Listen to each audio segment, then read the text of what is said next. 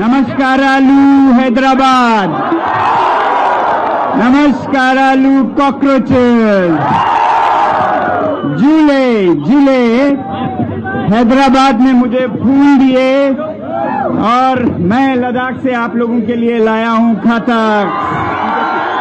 सबका अभिनंदन, सबका धन्यवाद, सबका धन्यवाद।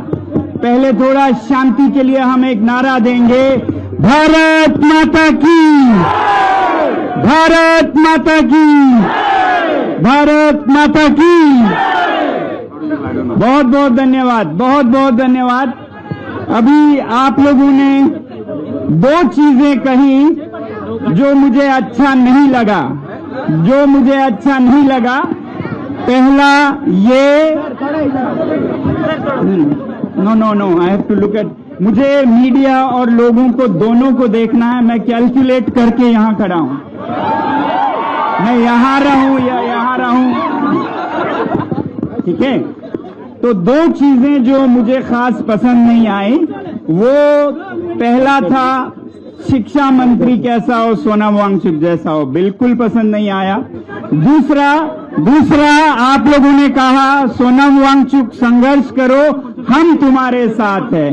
मैं तो उल्टा बोलता हूं, आप सब संघर्ष करें, मैं आप लोगों के साथ हूं।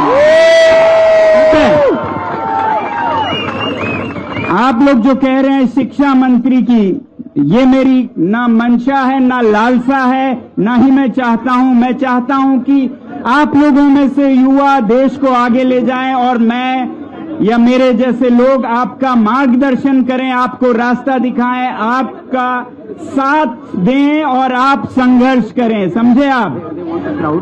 इसलिए भी नहीं तो गलत समझा जाएगा, कोई सोचेगा कि आप उस शिक्षा मंत्री को हटा के खुद को शिक्षा मंत्री बनाना चाहते हैं। ऐसा किसी का यहां न मंशा है न लालसा है। मेरे जो कॉकरोच भाई हैं यहां पर मेरे साथ, विजेता दहिया हैं और वहां दीपके जी, सौरभ जी, आशुतोष, सबसे मैंने बात की। उनका अपना किसी पार्टी बनाकर किसी राजनीतिक दल को ललकारना या हटाना ऐसा मंशा नहीं है। ये एक जागृति का आंदोलन है, सबको जगाना कि सब अपना हक ले सकें, आप समझे। ये कोई शिक्षा मंत्री बनने के लिए या कोई पार्टी खड़ा करने के लिए नहीं है। ये जो देश में गलत हो रहा है, खासकर युवा पीढ़ी के साथ, उसे सही करने का एक आंदोलन है, एक अवेकनिंग है, एक जागृति है। तो आप मेरे साथ हैं। अगर मैं कहूं आप सब आगे बढ़ो, हम तुम्हारे साथ हैं, ठीक है। तो ये पहले ही हम लोगों को समझना होगा, ये सीजेपी जो है ये कोई पॉलिटिकल मंच नहीं है जो किसी और को हटा के खुद आना चाहते हो। ये सब में जागृति लाना चाहते हैं और यहाँ जो भी इनके शुरू करने वाले हैं सबका दिल बहुत साफ है। इसीलिए मैंने समर्थन दिया है कि वो देश को जागृत करना चाहते हैं, युवाओं को अपने हक के लिए आगे बढ़ने का रास्ता दिखाना चाहते हैं, ना कि अपने लिए कोई जगह बनाना चाहते हैं। इनके सबके पास अपने लिए सब कुछ है, अच्छी खासी पढ़ाई कर रहे थे अमेरिका में या अलग अलग जगहों पे काम कर रहे हैं, मगर ये एक कुर्बानी है, एक सेक्रीफाइस है, एक बलिदान है कि जब हमारे भाई बहन इतने मुश्किल में हैं तो उनका साथ देना चाहिए, इसलिए ये शुरू किया गया है, ठीक है। धन्यवाद, ये समझने के लिए आप सबका धन्यवाद, आप सबकी जय हो। तो उसके बाद मैं ये कहना चाहूंगा कि जैसा मैं हमेशा कहते रहा हूं, लॉन्ग टर्म में, दूर के लिए, लंबे समय के लिए हमें शिक्षा को सही करना होगा। पीढ़ी पीढ़ी में अगर खुशहाली चाहते हैं, खुशी चाहते हैं, इंसाफ चाहते हैं, तो शिक्षा की प्रणाली को सुधारना होगा। अभी शुरुआत शिक्षा में जिम्मेदारी की मांग करते हुए, परीक्षाओं में जिम्मेदारी की मांग करते हुए, चाहे वो मंत्री हो या प्रधानमंत्री हो, उन्हें जवाबदेह होना होगा जब कुछ गलत हो रहा है। तो ये मांग करते हुए शुरू हुई है, मगर आगे जाके इसके नींव में जो कमियां हैं, जो सड़न है, उसे साफ करके शिक्षा को दूर के लिए सिर्फ परीक्षाओं तक सीमित न रख के इसके नींव, इसके फाउंडेशंस को मजबूत बनाना होगा। वो आगे की हमारी मैप होगी, जिसमें आप सबसे भी हम कहेंगे आगे चलकर कि आप सब अपने विचार रखें कि कैसे सुधारा जाए। सिर्फ बिगड़े हुए, टूटे हुए को मरम्मत करें या एक नया, एक रोशनदार प्रणाली, सिस्टम लाया जाए, इस पर हम आगे चर्चा करेंगे।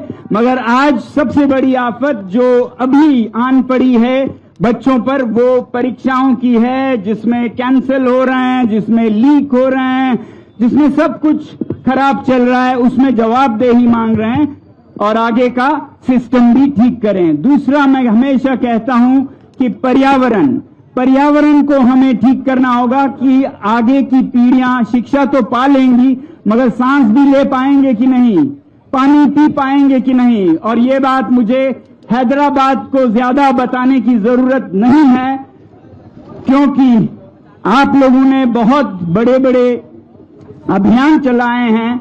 मैं केबीआर के संरक्षण के बारे में आप लोगों के काम को सुनता आया हूं, सराहता आया हूं, औरों को मिसाल देता आया हूं कि किस तरह से लोग जब खड़े होते हैं तो वो बचाव कर सकते हैं अपने धरती का, अपने पानी का, अपने नदियों का, अपने पेड़ों का। तो आप एक मिसाल हैं, इसलिए आप सबको धन्यवाद करना चाहता हूं, नमन करना चाहता हूं।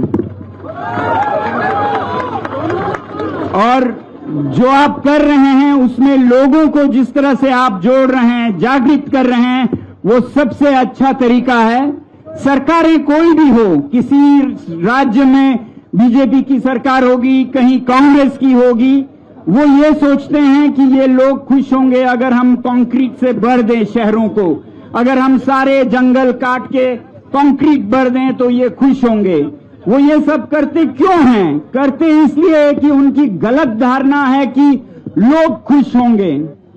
मगर जब लोग जागरूक हों, उन्हें ये पता हो कि ये कंक्रीट के फ्लाईओवर, ये बिल्डिंग हमारे बच्चों की खुशी नहीं बनेंगी, वो हमारे बच्चों की सांस और हवा और पानी सुरक्षित नहीं करेंगी।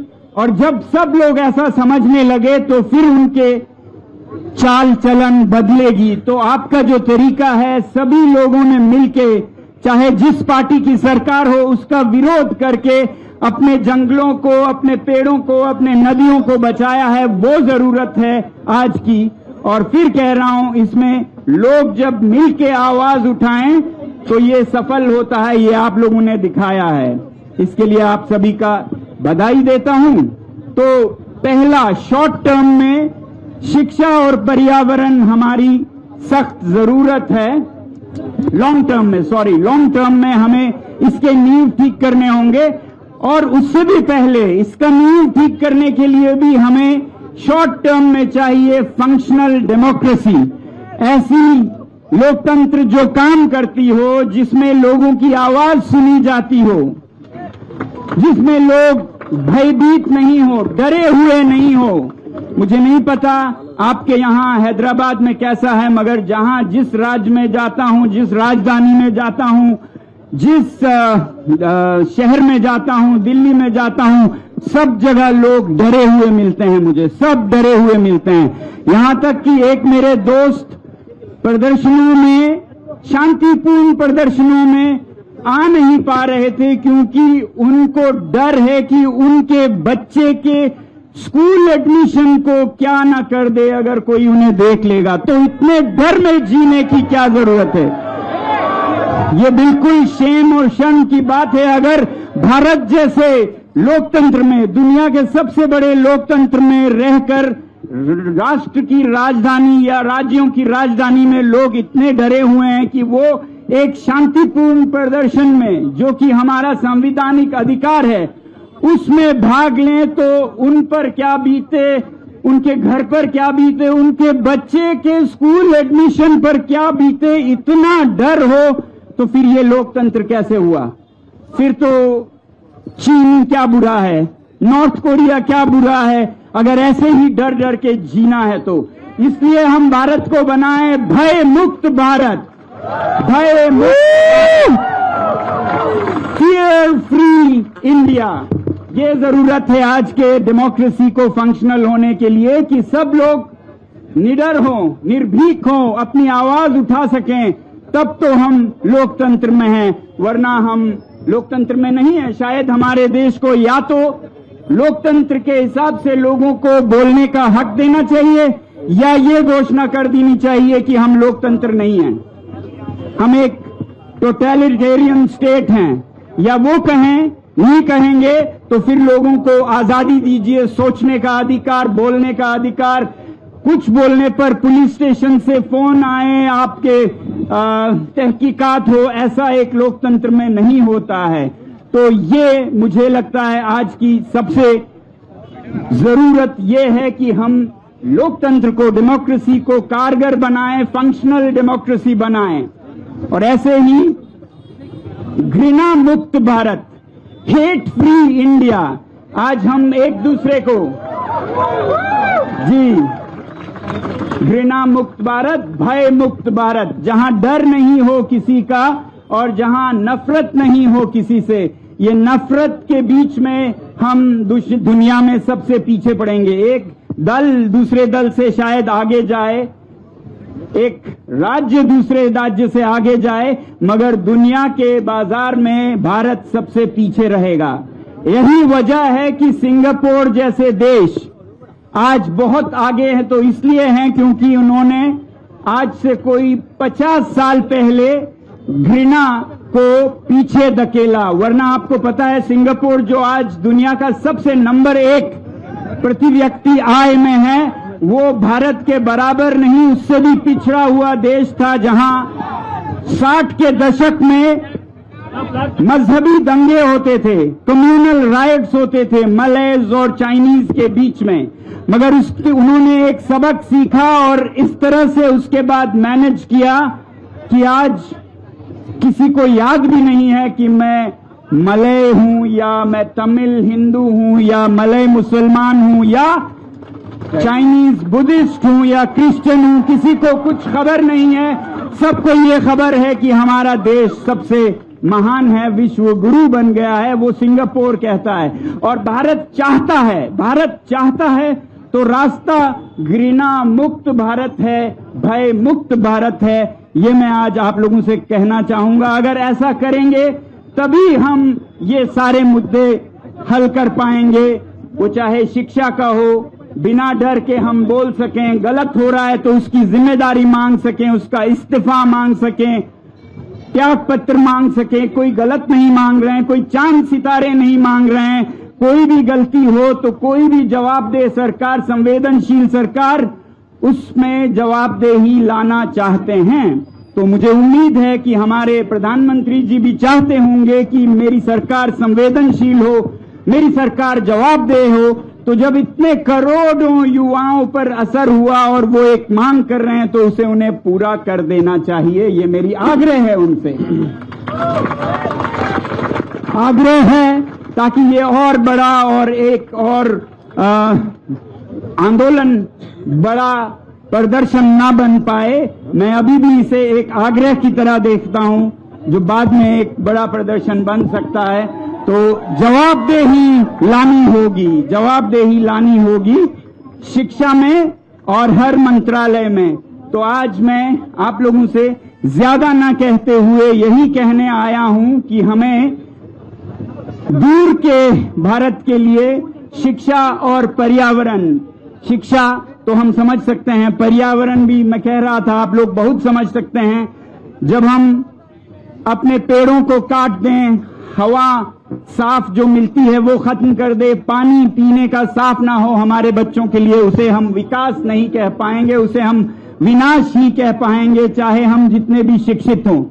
तो ये पर्यावरण और ये बच्चों की शिक्षा अगर हम अच्छी बनाएं तो कल का भारत सच में एक उन्नत भारत होगा, एक विकसित भारत होगी, एक विश्व गुरु भारत होगी। नहीं तो ये भारत दुनिया में और पिछड़ता जाएगा। ये लॉन्ग टर्म दूरदर्शिता के नजरिए से, और भविष्य में एक कारगर फंक्शनल डेमोक्रेसी लाएं, जिसमें भारत भय मुक्त हो, जिसमें भारत घृणा मुक्त हो, हर एक को अपनी आजादी संविधान में जो है वो बिना किसी पूछताछ के दिया जाए। मैं आज आप लोगों के साथ इतना ही कहूंगा और लद्दाख के सभी लोगों की तरफ से आप सबका धन्यवाद कहूंगा कि आपने लद्दाख के आंदोलन को बहुत बहुत समर्थन दिया। लद्दाख में जब पर्यावरण और संस्कृति की रक्षा के लिए छठे शेड्यूल और राज्य के दर्जे के लिए आंदोलन चल रहा था, तो यहां हैदराबाद में, बेंगलोर में, हर शहर से हमें साथ मिला। वैसे ही हम अपना फर्ज समझते हैं कि आज हर एक शहर को हम अपना धन्यवाद अर्पण करें और उनका साथ दें। मैं फिर आप सभी को एक साथ मिलकर इस देश को एक महान देश, मेरा भारत महान जिसे कहते हैं, वो ऐसे ही सपनों में नहीं बनेगा। हमें ही आगे आना होगा, हमें ही बोलना होगा, इसके लिए डर को पीछे छोड़ना होगा, इसके लिए घृणा को पीछे छोड़ना होगा और एक ऐसे नए भारत की उम्मीद के साथ आप सभी का फिर से धन्यवाद करूंगा कि आप लोग इतनी संख्या में इतने से थोड़े समय में आए ताकि हम कुछ थोड़ा बात कर सकें और आने वाले समय में जरूरत पड़े तो एक बहुत बड़ा आंदोलन करें। तो बहुत बहुत धन्यवाद, बहुत बहुत धन्यवाद। झूले झूले।